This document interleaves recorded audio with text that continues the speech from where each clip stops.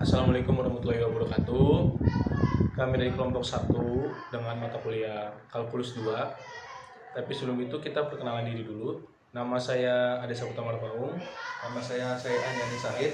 Nama saya Muhammad Raditya.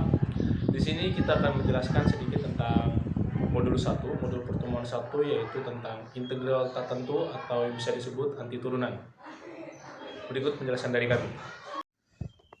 Ya, sekarang kita masuk ke modul yang pertama. Modul yang pertama kita belajar tentang integral tak tentu atau integral tak tentu biasa kita sebut dengan anti turunan. Matematika mempunyai banyak pasangan operasi kebalikan. Di antaranya penjumlahan dengan pengurangan, perkalian dengan pembagian, penarikan logaritma dengan perhitungan logaritma, serta pemangkatan dengan penarikan akar. Turunan juga memiliki operasi kebalikan, yaitu yang biasa kita sebut dengan integral atau anti turunan. Berikut ini konsep-konsep dasar integral, definisi, dan teorema yang menyertai integral. Anti turunan. Anti turunan atau pendiferensiasian atau yang bisa kita sebut integral merupakan contoh operasi kebalikan. Operasi kebalikan ini inverse dari pendiferensiasian turunan. Integral merupakan suatu objek matematika yang dapat diinterpretasikan sebagai luas wilayah ataupun generalisasi suatu wilayah. Sekarang kita masuk ke notasi integral. Jika dalam suatu turunan kita gunakan lambang dx, maka dalam integral awalnya digunakan lambang ax. Misalnya ax 5x pangkat 4 sama dengan x pangkat 5 ditambah c. Kemudian terjadi perubahan pemakaian lambang dan itu digunakan sampai sekarang, yaitu dengan menggunakan notasi Leibniz. Lambangnya adalah seperti berikut: fx dx. Leibniz memakai istilah integral tak tentu dengan lambang seperti itu disebut tanda integral, dan fx disebut integran. Misalnya integral 5x pangkat 4 dx sama dengan 5x ditambah c. Integral terbagi dua, yaitu integral tak tentu dan integral tertentu. Perbedaannya antara integral tak tentu dengan integral tertentu adalah pada integral tertentu memiliki batas atau batas bawah, batas atas atau batas bawah. Integral tertentu biasanya dipakai untuk mencari volume benda putar dan luas. Sekarang kita masuk ke integral tak tentu. Integral tak tentu mempunyai rumus umum. Integral fx dx sama dengan fx ditambah c. C ini disebut dengan konstanta. Sekarang masuk untuk menentukan integral dari suatu fungsi secara umum dapat ditentukan dengan aturan integral ax pangkat n dx sama dengan a per n tambah 1 x pangkat n tambah 1 ditambah c. N tidak boleh sama dengan min 1. Pembahasan mengenai integral yang akan dilanjutkan dengan pembahasan mengenai aplikasi integral. Di sini pasti kebanyakan dari kalian sudah mengetahui bahwa integral adalah kebalikan dari turunan, atau kita menyebutnya sebagai anti turunan. Saya mulai dengan sebuah definisi, yaitu misalkan f besar adalah anti turunan dari fungsi f kecil. Pada suatu selang, di sini kita katakan selangnya adalah selang I. Maka f besar aksen sama dengan f kecil untuk setiap x pada suatu selang I. Contohnya, yang pertama, saya punya f besar x adalah x kuadrat. Maka f besar aksen x yaitu turunan pertama dari fungsi f besar. Di sini kita tulis turunannya menjadi f kecil adalah 2x. Kemudian contoh yang kedua, f besar x ini adalah fungsi trigonometri sin x. Maka turunan pertamanya adalah cos x. Dari dua contoh ini, untuk yang pertama kita bisa menyimpulkan bahwa kecil x yaitu sama dengan 2x. adalah turunan dari fungsi f besar yaitu x kuadrat, sehingga dari sini juga kita dapat menyimpulkan bahwa x kuadrat adalah antiturunan dari 2x. Lalu untuk contoh yang kedua, f kecil x adalah cos x, di mana cos x ini adalah turunan dari f besar x, yaitu sin x. Sehingga kita juga dapat menyimpulkan bahwa sin x adalah turunan dari cos x. Tapi setelah kita tinjau lebih jauh, ternyata tidak semudah itu mendefinisikan sebuah antiturunan dari suatu fungsi. Ya, di sini saya punya dua buah fungsi. Yang pertama adalah f1 atau f besar. f1 sama dengan x kuadrat plus 1. Dan untuk fungsi yang kedua, f2 sama dengan x kuadrat min 3. Jadi untuk x kuadratnya sama sementara konstantanya berbeda. Di sini kita turunkan untuk f1 aksen x turunan. Pertamanya adalah 2x plus 0. Karena turunan dari konstanta adalah 0, begitu juga dengan f2 aksen x turunan pertama dari f2 adalah 2x. Di sini kita dapat lihat bahwa x kuadrat plus 1 bukan satu-satunya fungsi yang memiliki turunan 2x. Yang jadi di sini ada fungsi x kuadrat plus 1 dan x kuadrat min 3. Kedua-duanya memiliki turunan 2x, jadi x kuadrat plus 1 bukan satu-satunya fungsi yang memiliki 2x sebagai fungsi turunannya. Sehingga bentuk untuk antiturunan dari f kecil x adalah f besar x ditambah c. Jadi di sini ada c atau konstanta yang nilainya tidak tentu atau tidak pasti. Sehingga kita dapat menotasikannya sebagai integral dari fungsi f terhadap x sama dengan fx plus c. Jadi untuk notasi ini di sini ada fx sebagai integral. Kemudian ada dx di mana artinya kita mengintegralkan fungsi f terhadap variabel x. Kemudian ini adalah notasi untuk integral itu sendiri. Jadi integral dari fx terhadap variabel x adalah f besar x ditambah c. Jadi untuk integral tertentu selalu kita menambahkan positif c untuk antiturunannya. Jadi untuk contoh soal nomor 1 dan 2 yang berwarna merah ini kita dapat membuatnya menjadi lebih general, di mana kita dapat ambil kesimpulannya bahwa x kuadrat plus c adalah antiturunan untuk 2x, di mana kita dapat notasikannya menjadi integral 2x dx adalah x kuadrat plus c. Dan untuk yang kedua, sin x plus c adalah antiturunan untuk cos x, atau dinotasikan sebagai integral dari cos x dx adalah sin x plus c. Ya, kita akan membahas beberapa formula integral. Yang pertama adalah formula yang sangat umum dan akan sangat sering kita gunakan, yaitu integral dari x pangkat n terhadap x adalah 1 dibagi n tambah 1 dikalikan x pangkat n tambah 1. Jangan lupa kita tambahkan c. Jadi untuk integral x pangkat n dx ini hasilnya adalah 1 dibagi. Kita tambahkan pangkat x dengan 1, kemudian dikalikan x. Pangkatnya kita tambah 1 juga. Sebagai contoh pertama adalah integral x pangkat 2 dx.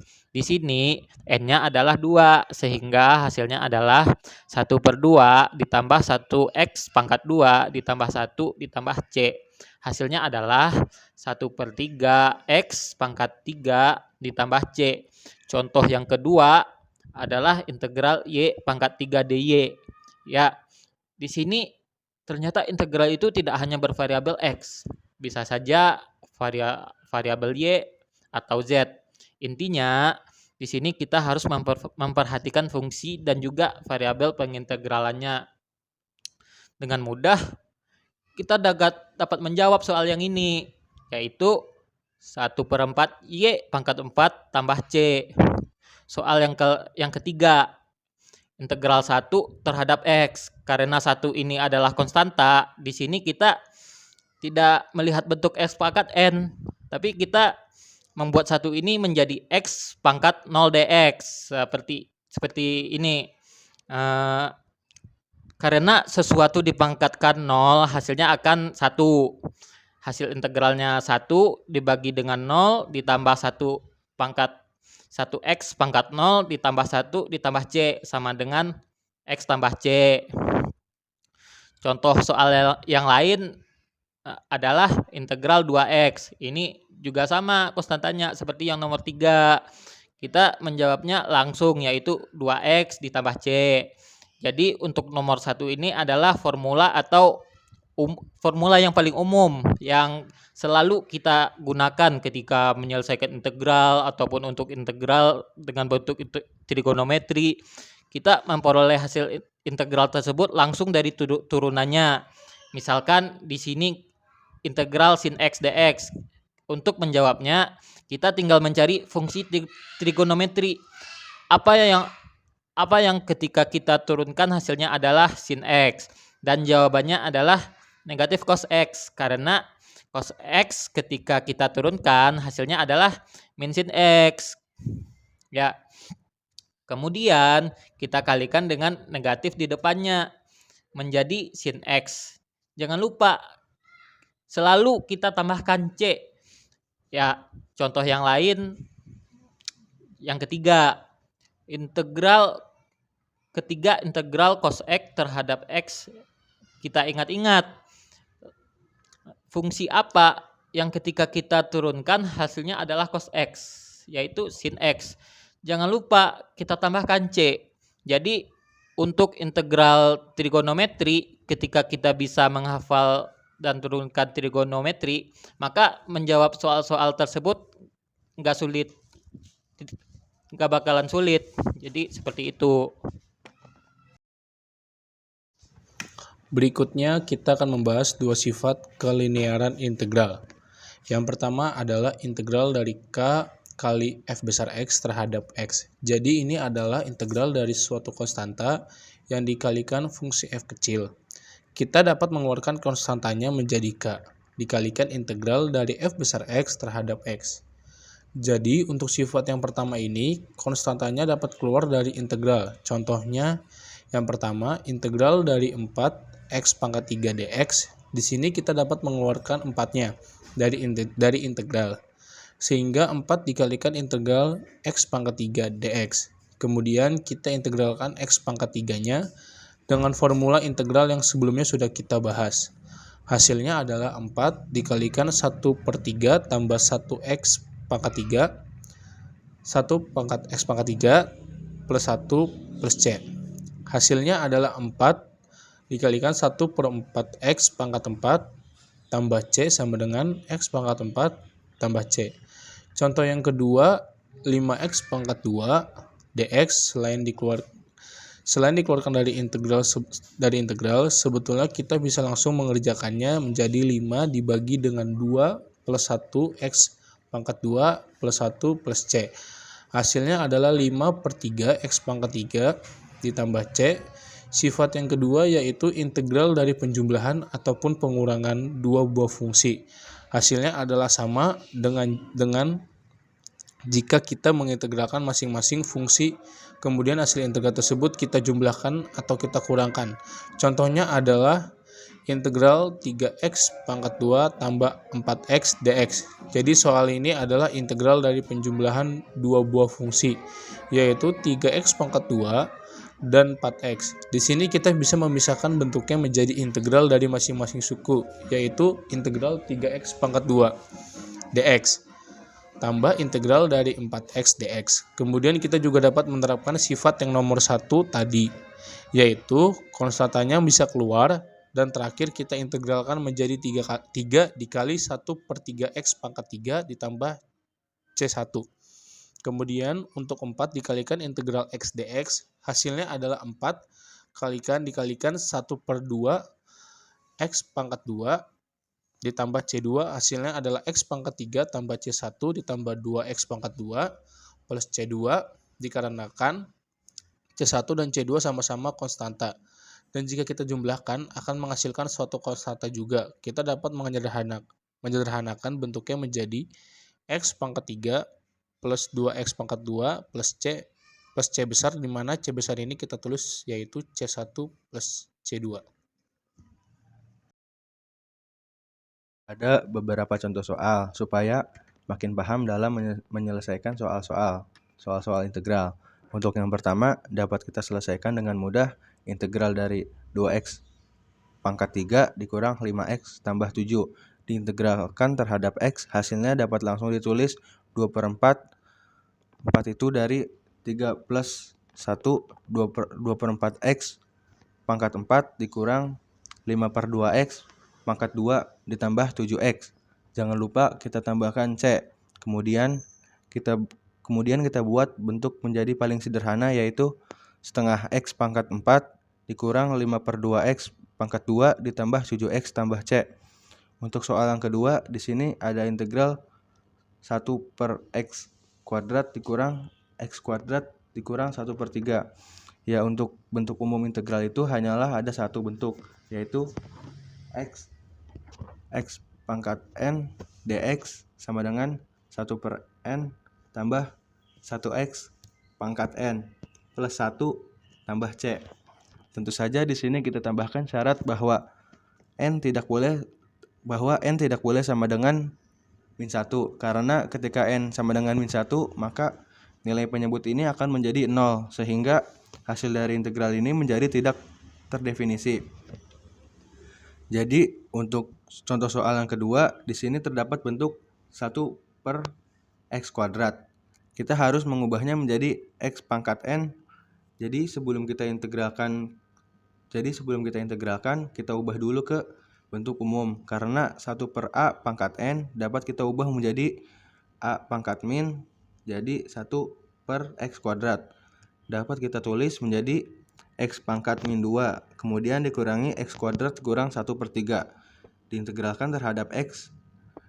Ya, hasil integralnya adalah 1 dibagi min 2 plus 1X pangkat min 2 plus 1 dikurang 1/3 X pangkat 3 dikurang 1/3 X tambah C.